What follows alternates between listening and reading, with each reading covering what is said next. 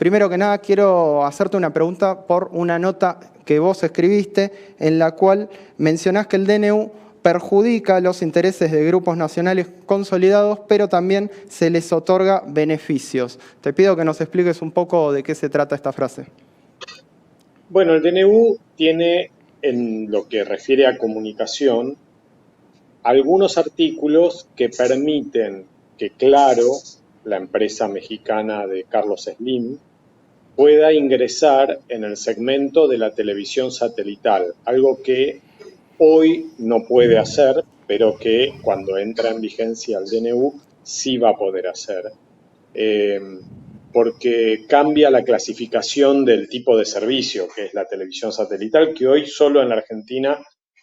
tiene un prestador que es DirecTV. A su vez, DirecTV es una empresa de capitales argentinos, porque es el grupo Bertein, cuyo uno de sus integrantes, que es Gerardo Bertein, ha sido designado por Milei como embajador en los Estados Unidos, ¿no es cierto? Entonces, el interés de DirecTV podríamos decir que no, que es afectado si efectivamente Claro, un competidor de gran envergadura regional a nivel latinoamericano como Claro, se inserta en un mercado donde hasta ahora solo opera DirecTV, pero al mismo tiempo DirecTV obtiene la posibilidad, que hasta ahora no existía, de dar servicios de conectividad de fibra, que es una unidad de negocios que DirecTV viene desarrollando en distintos países también de la región latinoamericana. En lo que hace a Clarín, Telecom, bueno, hay varios artículos que benefician al grupo Telecom, a pesar de que este que mencioné, este de clasificar a la televisión satelital como un servicio de televisión por cable, también introduce una competencia para Telecom que no estaba en los planes seguramente del conglomerado que lidera Héctor Manieto. Pero Telecom obtiene, por un lado, recortes en el derecho de medidas de fuerza de sus trabajadores, al igual que muchas otras empresas. Clarín obtiene la derogación de la ley votada por el Congreso en 2011 referida a la provisión, fabricación y distribución de papel prensa. Recordemos que Clarín es socio del Estado argentino y también de la Nación en la empresa Papel Prensa desde la última dictadura de 1977. Clarín también es beneficiado porque este DNU de Milei extingue, es decir, suprime toda limitación a las licencias de radio y de televisión de alcance nacional. Es decir, que a nivel nacional ya no hay límites, como establecía la Ley de Servicios de Comunicación Audiovisual, mal llamada Ley de Medios, ya no hay límites para la acumulación de licencias, para la concentración de licencias. Mi ley sí preserva un límite a la concentración de licencias a nivel local, pero no a nivel nacional. Obviamente los grupos más concentrados, Clarín es el más concentrado en ese segmento del mercado, son beneficiados por este decreto del presidente Milei. Cuando se debatió y luego se sancionó la Ley de Servicios Audiovisuales, se planteó un debate muy fuerte por la democratización de la comunicación. Luego, cuando Macri llegó al gobierno, por decreto borró la mayoría de los puntos principales de la ley. Alberto Fernández dejó todo sin tocar y Milei quiere dar nuevamente un paso más allá en el desguace de esa ley. ¿Qué lugar pensás que le queda a este debate por la democratización de la comunicación? Mira, es un lugar que seguramente queda hoy, digamos, reservado a organizaciones de la sociedad civil, a algunos sindicatos, por ejemplo, CIPREVA o algunos sindicatos telefónicos, eh, pero es un tema que claramente no está en el debate de la agenda político-partidaria. Por cierto, agenda político-partidaria que tampoco parece reaccionar demasiado frente al propio DNU, o sea, frente a otros ejes mucho más graves incluso en términos de derechos de los trabajadores, de los jubilados, de la ciudadanía en general con el tema de alquileres que este DNU comprende. Y bueno, en fin, hasta ahora el poder legislativo, donde Milei tiene una representación muy pequeñita en términos de diputados y senadores, no ha tenido una actividad o una reacción que uno pueda situar en correspondencia con la gravedad de su DNU o con el proyecto de ley ómnibus que envió en el día de la fecha. Así que, como te digo, creo que ese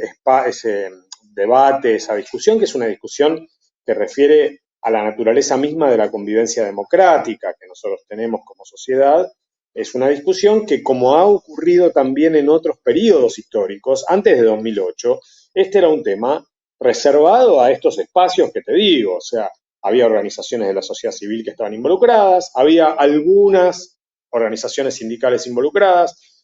habíamos algunos integrantes del sector universitario y de investigación minoritario que estábamos involucrados, y fue a partir del año 2008, con la llamada crisis del campo en adelante, cuando el debate se insertó en la agenda política por la ruptura de las relaciones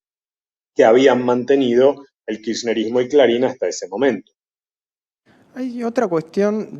vinculada a la intervención del Estado que tiene que ver con la fijación de los precios de estos servicios. Bueno, hay un decreto del 2020 del presidente anterior, de Alberto Fernández, en donde se los declaraba como servicios esenciales. Esto tuvo un freno judicial. Te quiero preguntar en qué lugar queda también ese rol del Estado como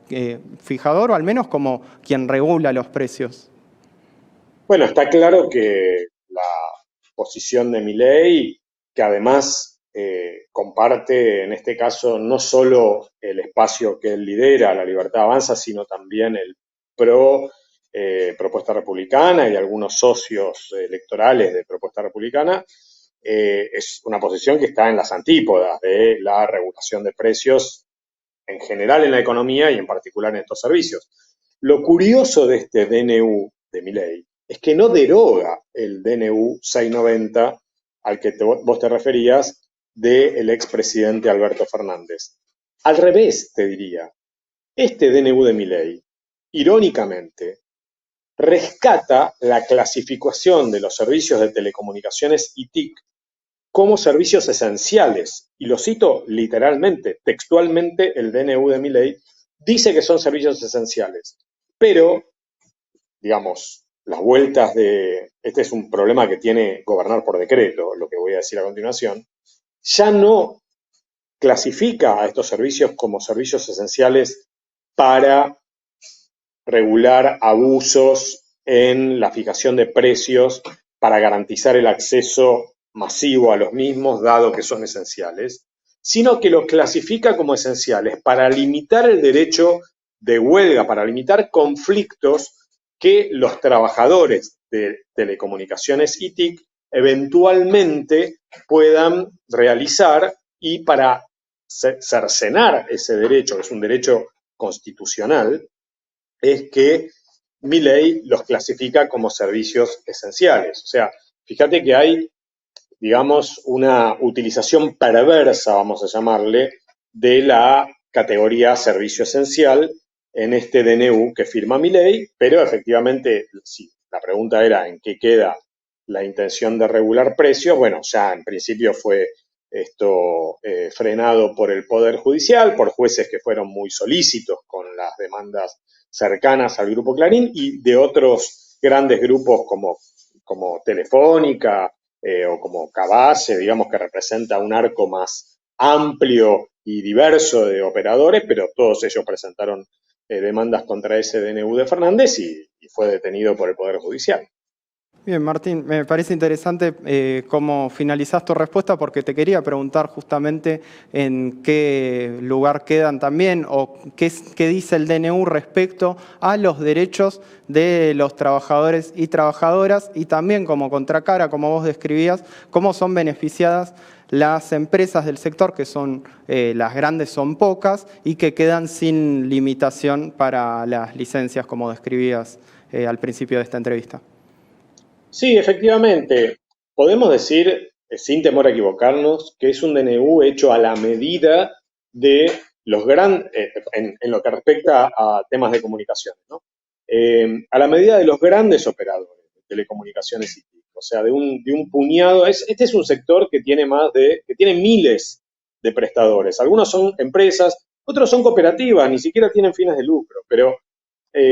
acá no hay un diagnóstico de las necesidades del sector, por supuesto tampoco hay un diagnóstico de las necesidades de la población, o sea, de los usuarios y de las usuarias. Lo que hay sí es no sé si diagnóstico, pero una redacción del texto diseñado a la medida de ellos. Tanto es así que cuando Milei, el presidente, presentó este DNU en cadena nacional,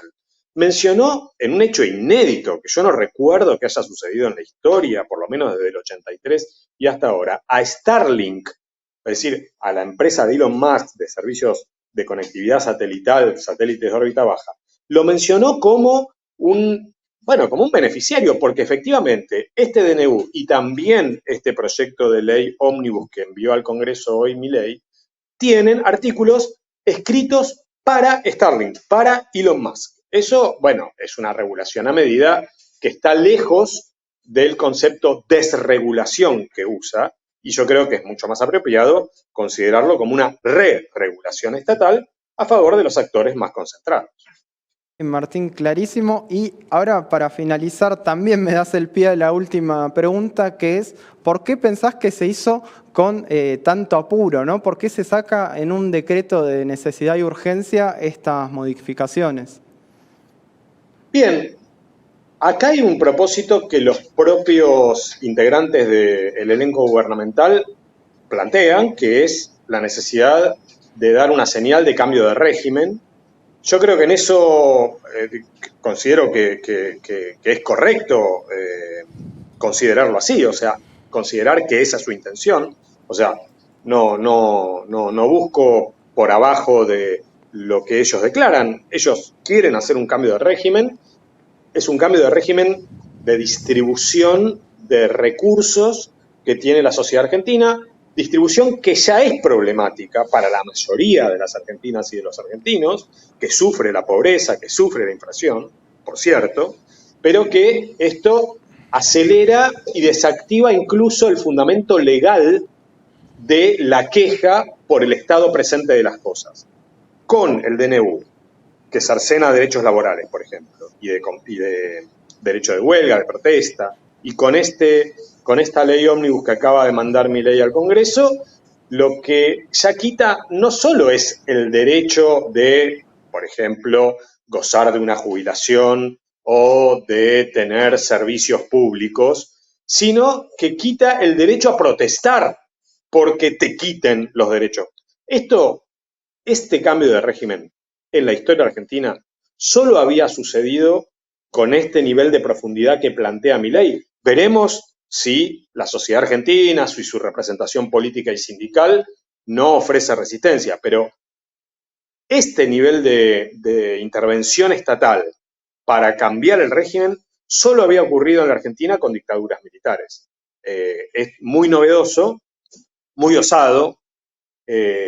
por parte de Milei hacerlo en un marco constitucional, porque ya digo, en principio está habilitada todavía la protesta, la articulación y la capacidad de respuesta. Ojalá eso suceda.